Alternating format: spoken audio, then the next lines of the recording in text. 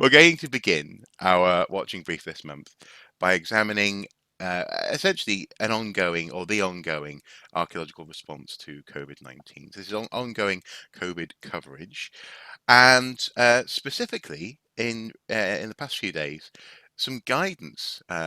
Is the first thing we're looking at. Guidance released by the government as on searching for archaeological finds in England, specifically England as opposed to the United Kingdom, during the COVID-19 outbreak. Uh, I'm interested by this in so much as is this applicable to archaeologists or is this a bit more broad based, Andy? It's principally aimed at metal detectorists, Right. although insofar as it references government COVID-19 regulations, then obviously it applies to everybody, Hmm. Hmm. including professional archaeologists. And in just before we crack on with the government's guidance, uh, people might remember that there was some controversy over whether archaeology should even carry on under the current Mm. circumstances Mm. because a lot of construction sites were being closed Hmm. and still are closed in Scotland, Mm. but non-essential construction sites. In fact, Prospect, the trades union, Badger, and the CIFA, Chartered Institute for Archaeologists, had put together a workable code within the government regulations for working safely, which is currently in effect. Mm. So professional archaeology is covered to that extent. What wasn't covered was metal detecting, which is obviously is a hobby, although it can be used in uh, in professional archaeology work as well. Mm. And the guidance contains some quite interesting things. Basically, it was up until 2 weeks ago, metal detecting was banned outright because you couldn't leave your home except Yes. for daily exercise and locally, and metal detecting didn't fall within that particular definition. For the last 2 weeks, it's been permissible to metal detect on your own, Hmm. and now, under the regulations that come into effect today, it is now permissible to metal detect in small groups so long as you maintain social distancing. Mm. And obviously, you've got legal permission from the landowner, and so on and so on and so on. What the guidance issued by the Department for Digital Culture, Media and Sport last week um, does is basically put a framework together for allowing that metal detecting to continue. The issues are that, first of all, the archaeologists who are staffing the Portable Antiquities Scheme, who record declared metal detecting finds, are currently working from home. So the system is for recording finds is currently working at much lower capacity than what it would do normally. Mm. Um, and but on the conversely, large scale metal detecting rallies, which are usually commercial in nature, are still banned Yes. because they're a large outdoor gathering. So in terms the hobby is it's back partially. The Portable Antiquities Scheme is there partially. What's interesting though is that there are a couple of regulations, notes in the guidance. They're not regulations. They're government instructions, if you like, and the legal status is highly well. Put it this way, it's an interesting legal situation Mm. because um, there are a couple of additions to the guidance which appear to put into effect parts of the code for metal detecting, which have been controversial. And a lot of metal detectorists have said they find too onerous. Um, One of the things that it talks about is not metal detecting on disturbed ground, Mm. which effectively means, in farming terms, pasture land. That hasn't really been in effect previously. No. And the other one is that it says that if you suspect you found a hoard, you should stop notifying archaeologists, but not dig it out any further. And one of the most controversial aspects of metal detecting recently has been the number of hoards that have been dug out by detectorists and then subsequently declared to archaeologists. Yeah. And uh, and then there has been some pushback against the guidance on a couple of the metal detecting forums that I've been looking at. Mm. So Well, we'll it's see how interesting. it plays. Yeah, it was interesting how. I mean, so yeah, the headline that most interests me in this, or the chapter heading, the paragraph heading, um, Mm. protecting archaeology. It says here. I mean, you just mentioned specifically, in particular, farmland. But supposedly the idea behind not breaking ground on undisturbed, ground that hasn't been recently disturbed, is to avoid damaging in situ archaeology. This is what it Yes. says, as a previously undisturbed hoard or human burial, for example, such as. This is because it may be difficult at this time to get archaeological assistance in excavating them. If you Yeah. discover a in situ find, such as a hoard or a burial, one, cover it up, make a note of its location, get your local FLO, finds liaison officer, and landowner/occupier in the know. Um, the finds liaison officer will then be able to advise you when and if an archaeological excavation can be organised. This could take many weeks or months to be arranged, and therefore information about the site should be treated with in confidence. If you're not sure whether you found a hoard in situ or it is dispersed, for example, you found one coin scattered by a ploughing, you should seek advice from FLOs before excavating further. It is interesting, isn't it? It does feel like an early draft of what might be coming down the pipeline, or at the very least, it's testing that draft, isn't it? Because That's this exactly is what this I is think is oddly going on. specific. Yeah, it is very curiously specific, and I Mm, think given that we've got the DCMS report into the updating the Treasures Act is due at hmm some point, and who knows with the government's workload at the moment when that point's going to be, but it does look like an attempt to address concerns that archaeologists have had for some time about uncontrolled metal detecting. Yeah, no, it's interesting. Uh, Yeah. in addition to that, we've also sadly heard from the National Trust in Scotland about emergency measures that they've had to enact because of COVID-19.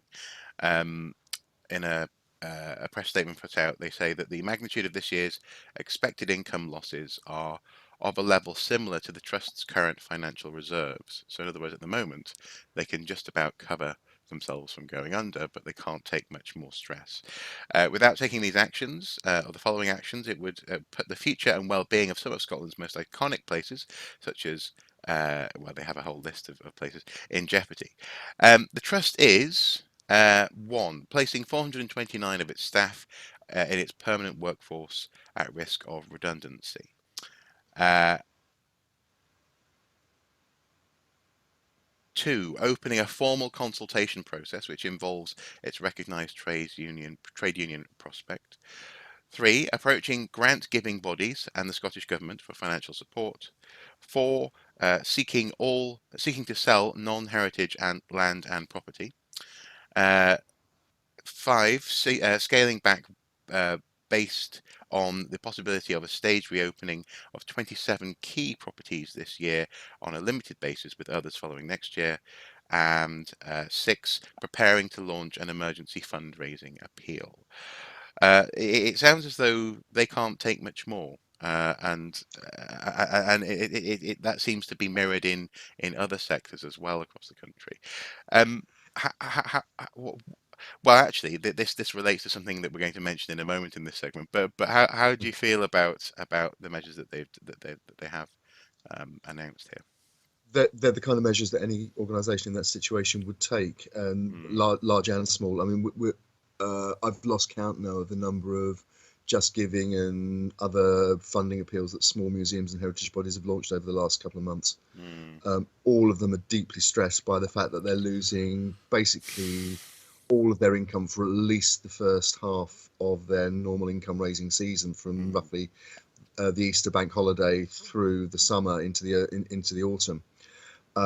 The Well, for best we're example, going to see. for example, this time last year, Mrs. Soup and I were in Ireland. We were touring the West Coast. It is that time of year, isn't it, when people take a week off? Absolutely, Yeah.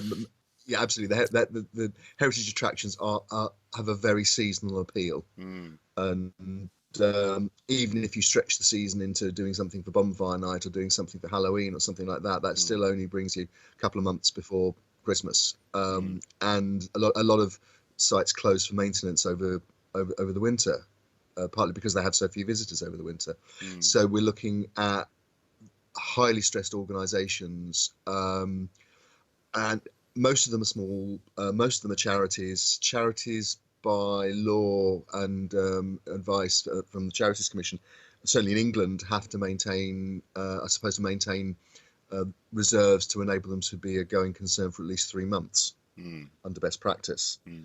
So boards of directors, and I'm on the board of directors of a small charity, and we're considering exactly that at the moment. It's a small charity that's responsible for a Grade 2 listed building, and we're currently, our next board meeting is primarily going to be taken up with financial modelling for how we get through the rest of the year and what we do with the staff that have been furloughed and so on. Mm. So, multiply that dozens, if not hundreds of times across the country. I think, cut to the chase, last week, Chancellor Rishi Sunak extended the furlough scheme, what the government calls the job support scheme, whereby the government at the moment pays 80% of wages of people who are laid off Mm. by companies, and also to freelancers. Mhm. Um, so staff wages are covered up until really beginning September, October. Mm. But that's not going to help people whose income has tanked and whose reserves have been drained. No. And I think what we're looking at, come the autumn, and we'll talk about the uh, government task forces in a moment, I think. Mhm.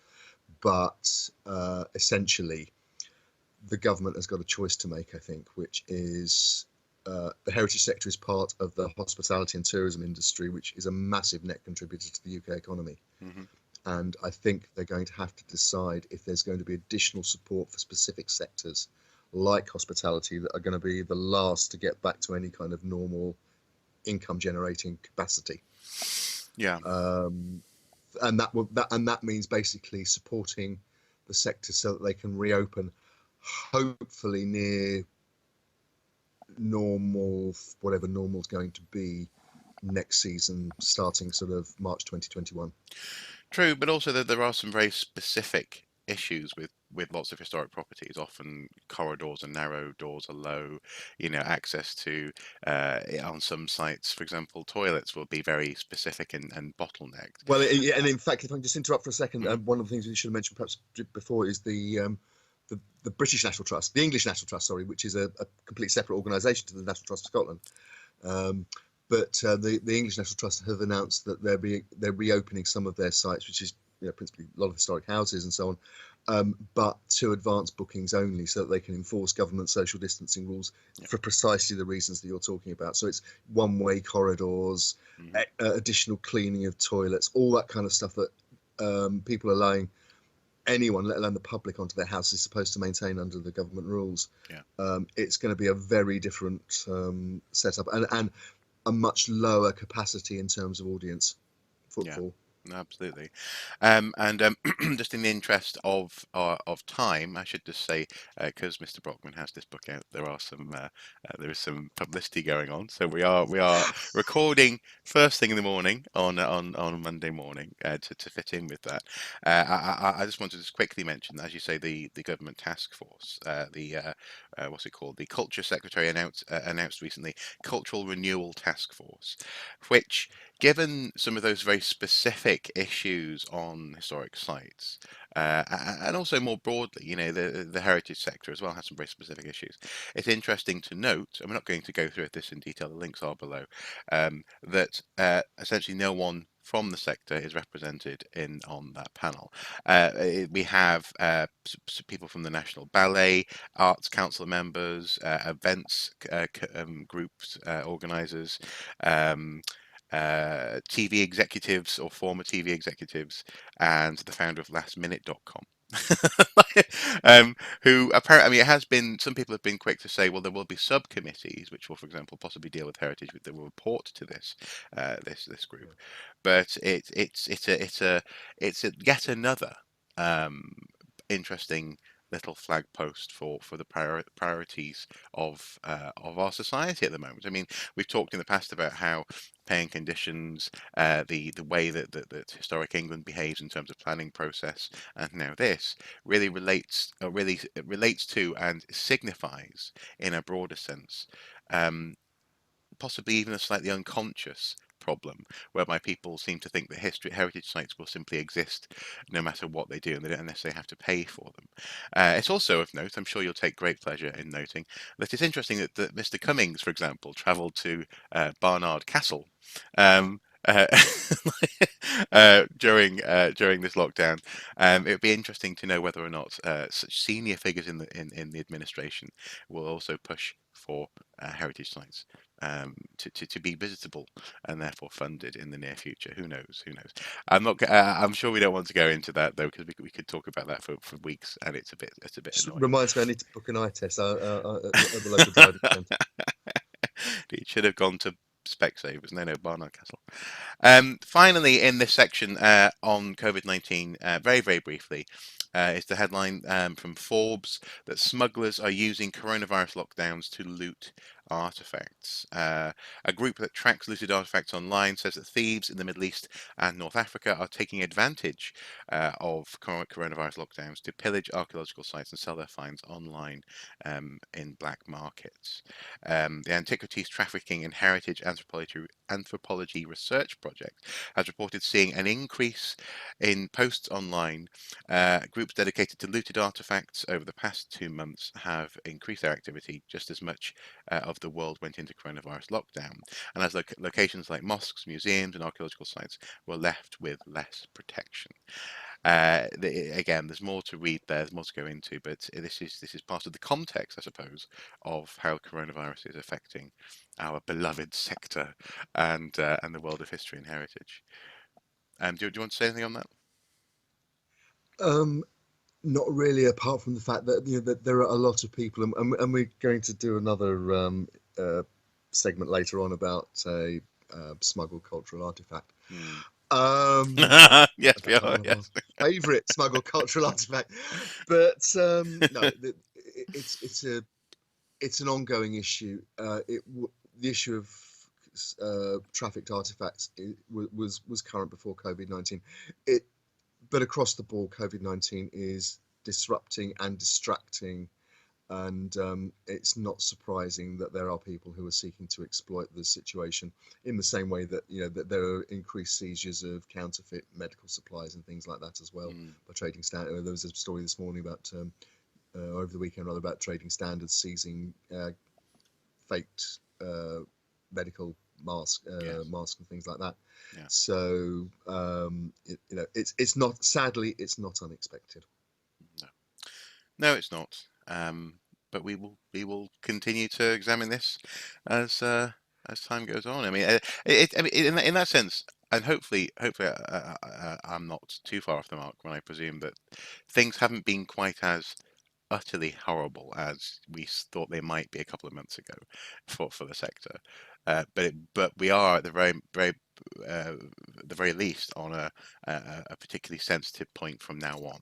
This is the point from which, in particular, for example, bodies like National Trust Scotland will sink or swim from here on. In as much as we've Yes, reached capacity for lots of people. Yeah, definitely. that's exactly the. I think for commercial archaeology, the worst disruption is probably over. They're starting to learn to live with the what everybody's now calling the new normal, Hmm. which has been actually been redefined all the time, particularly by the government, which is redefining rules and announcing rules and schemes and so on, usually in response to negative stories in the headlines because they want to try and distract. Hmm. And that's an issue. But yeah, I mean, the we've got the immediate effects are probably, if not over, at least stabilized, and we know what we're dealing with. What Going forward, it's the medium to longer term effects and the unexpected consequences are the things that are going to jump up to bite us, I think. Yeah, no, I think so.